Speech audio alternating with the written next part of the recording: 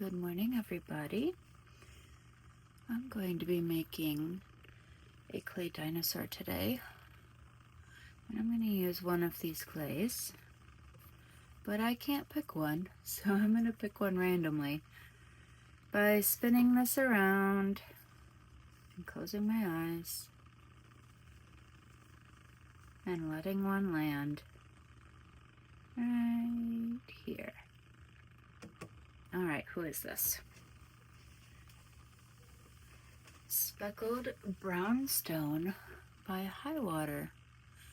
Fun. I haven't used this clay very much. That's why I put these in here, so that I can have all my clays to pick from to make little projects and make it easy on myself, because I have all my clays in random boxes all over my studio, and they're heavy and hard to get to.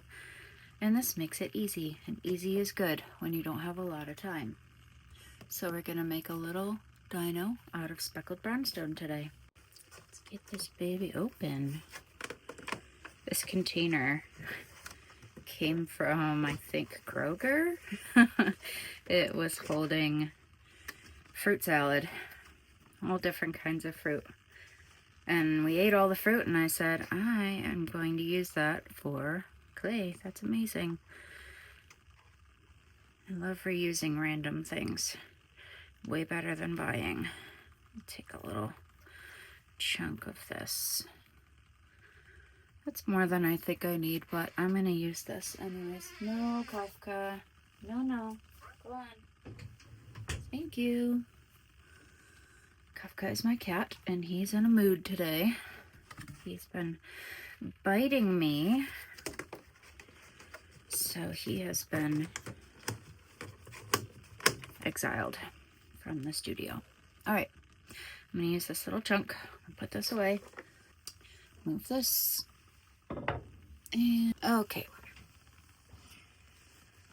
What I like to do when I'm starting practically any clay piece, first step, I'm gonna take off a little knob of this, set it aside in case I need it later. I don't know if I will need it or not, but it's good to have just in case something pops up later. Now I have this little ball of clay. I'm going to squish it in my hands. And this is kiln drying clay, which means it needs water in order to stay soft and malleable. You may be working with polymer clay or Play-Doh or air dry clay or oil-based clay, whatever you're working with.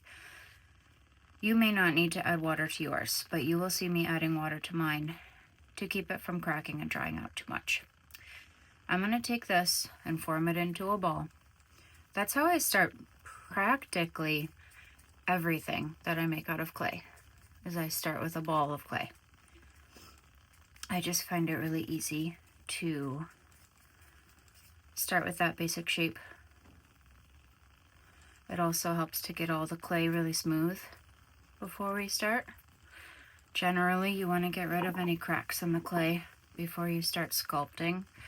It's way easier to just smooth them out right now than it is later. Okay, so I'm rolling my ball. It does not need to be a perfect ball. I mean, go easy on yourself. We don't need perfection here. All right, made a basic ball shape. Now I'm going to take that and I'm going to start pinching it into a dinosaur shape. So I'm going to make sort of a Brontosaurus. You know, I don't think that's even a correct term anymore. When I was a kid, I felt like there were like 5 dinosaurs. And now there's like hundreds. And maybe that's literally happened and maybe it's just my perception. But when I was a kid, they were called a Brontosaurus. Now I think it's more of a Diplodocus or a Brachiosaurus or an Apatosaurus, or I know a lot of dinos because my little one is very into dinos these days. But we're going to make a long neck dinosaur. I'm going to call it that so we don't need to get too technical. I'm going to start by pinching this. You've seen me pinching it. This is the ball, and I'm pinching these outwards like this. Pinch and turn, pinch and turn, pinch and turn, around and around. Making these pieces come out and elongate. This is a slow process. I'm not rushing anything. If I were to rush and start pulling on this clay, what would happen is it would either break, or it would crack, or it would stretch too fast and become really weak. So I'm doing this slowly, slow movement outwards. I'm rubbing the clay with my hands to make sure it stays smooth. I have my sponge over here with my water if I need it. And I'm elongating these two pieces. And what do you think these are going to be on my long neck? These are going to be my head and my tail. Oh, there's a chipmunk outside. Lovely. He's looking in the garden. Okay, these are going to be my head and my tail. I'm going to make them kind of even size for now. I can always change that later. Head and tail, head and tail. Okay, that's good for now. I don't want to make these complete right now. I want to get the clay stretched out. I want it to be the right sort of a size, but I don't need them to be complete. This doesn't look like a head and a tail yet. It just looks like two chunks of clay, right? That's okay. We don't want to get too detailed right now. Now I'm going to take one of my clay tools. You can use any tool for this. You could use a toothpick for this. You don't need a clay tool, but I like to use this a lot. This is my favorite tool. It has a blade on one side and a curved blade on the other. And I'm going to cut into the clay like so. Cut, cut, cut, cut, cut. And cut into the clay like so. Again, doesn't need to be perfect. Mine's not perfect. I made a kind of a plus sign, but you know what? It's a little sideways. It's fine. It's fine. We're just having fun. You don't need to be too careful with this. I'm taking a wooden tool now that I unfortunately spilled ink on, and it'll probably take a long time for that to wear off. And I'm going to press those down a little bit, make them a little wider. And these are going to be my dino's legs. Press them a little deeper. Make this space a little bit wider. Okay. And now I'm going to use my fingers for this next step. And I'm going to pinch the clay like so. Gently, like I was gently pinching the head and the tail. Gently pinch the clay outwards. Gentle, gentle, gentle. Already kind of looking like two legs, right? Do that on this side too. Pinch it out, pinch it in. So I'm making these sort of clay lumps that resemble feet. Kind of dino-like, right? Very, very simple. You could literally just end it there and be like, hey, I'm done. I made a dino, right? Looks like a dino. If you want to go further and be a little more fancy, we can start expanding on these ideas. So I'm going to take my clay and start elongating this, and I'm pulling it a little bit. I'm gently stretching it and gently pinching it to be thinner and longer. Okay? Same back here. Pinch gently. Stretch the clay a little to make it thinner and longer. Literally does not matter what kind of clay you're using for this. Anything that you have laying around, anything that's cheap at the store. If you're working with your kids on this, use Play-Doh. It does not need to be really intense. You could even use Model Magic, which is available pretty much everywhere. I'm using kiln clay because that's what I love, and I do want to glaze this guy. But even if you were using polymer and you're using just one color of clay, you could bake it and then paint it with acrylic paint and add designs and add different colors. There's always the option to expand later. Okay, looking better. A little bit crackly in here.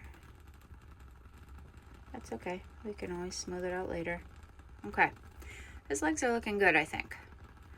I'm going to work a little bit more on his neck and his tail. and pinch them and elongate them. And I'm gonna start forming this one to go up. I don't want to yank it up really fast because that's gonna cause a lot of stress on my clay here. It really doesn't matter what kind of clay you're using. Any kind of clay is gonna be stressed if you try to change it too fast. The key is to go slow and be patient and gently coax the clay into shape, like so.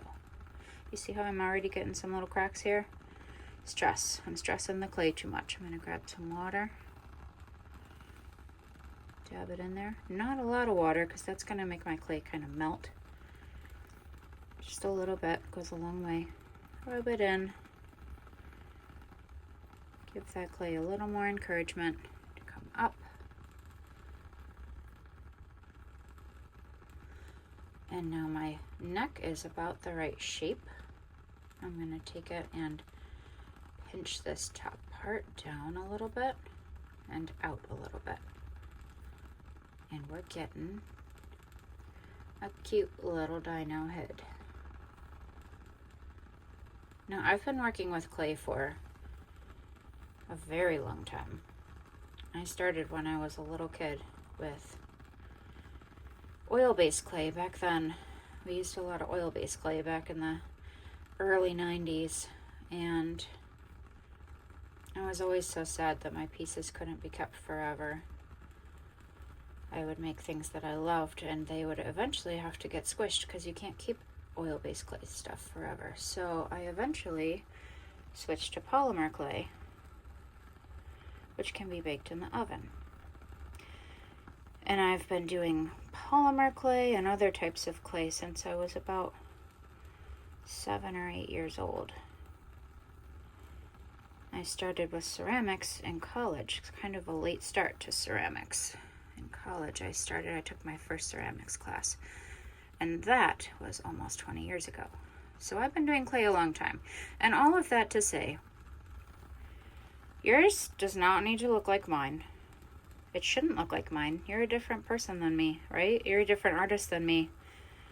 If yours looked exactly like mine, you'd probably be a robot, right? So don't worry about how yours looks. Yours should be unique. And it shouldn't look like an exact copy of mine. That's not the goal. The goal here is to have fun and maybe learn a little something.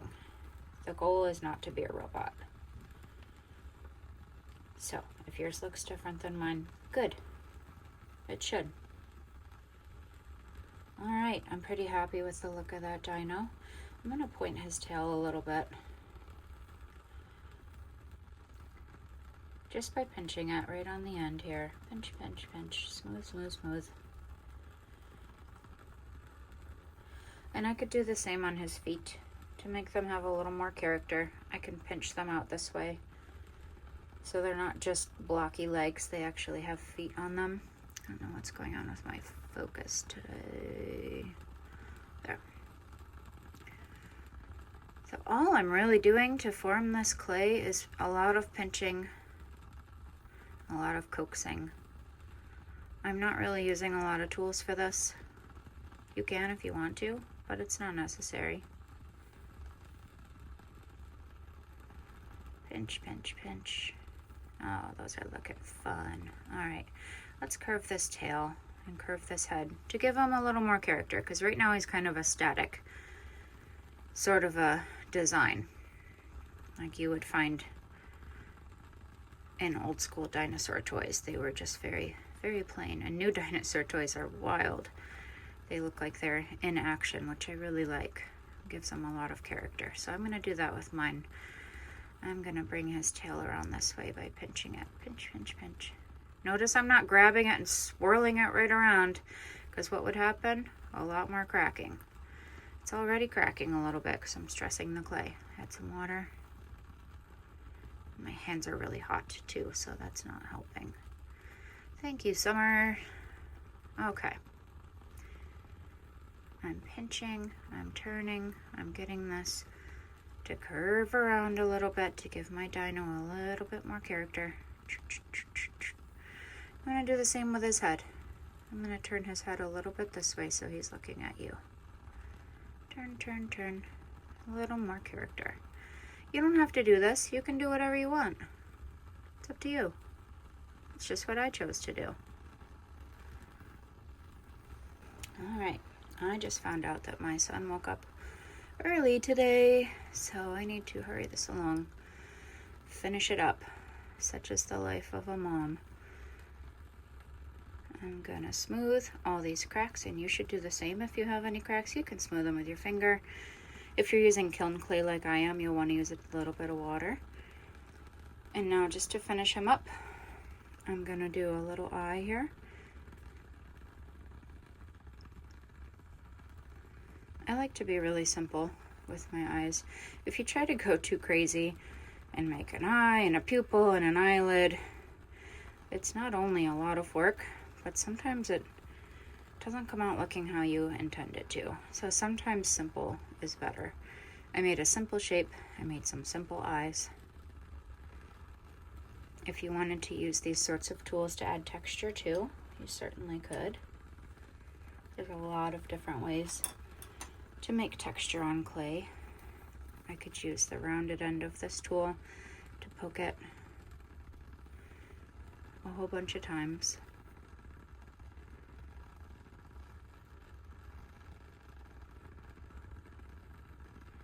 And make a bumpy sort of a texture. I actually like that. I might do that on the whole thing. You could also use a pointed end of a tool to make deeper holes.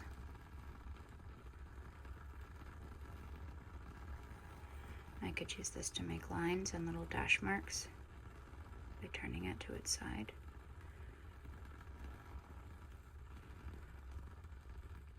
There are so many different ways to add texture, and you don't even have to. If you don't want to, don't do it. It's your dinosaur. All right, I'm calling him done. I made a simple little dinosaur. It took me 15 minutes. I'm done. I'm gonna set him down and go be a mom for the rest of the day. Tomorrow I will check him out, and in a few days I'll fire him and then glaze him, and he'll be all done. Then I can give him to my kiddo. I hope you all have a good day. Have fun, and I'll see you next time.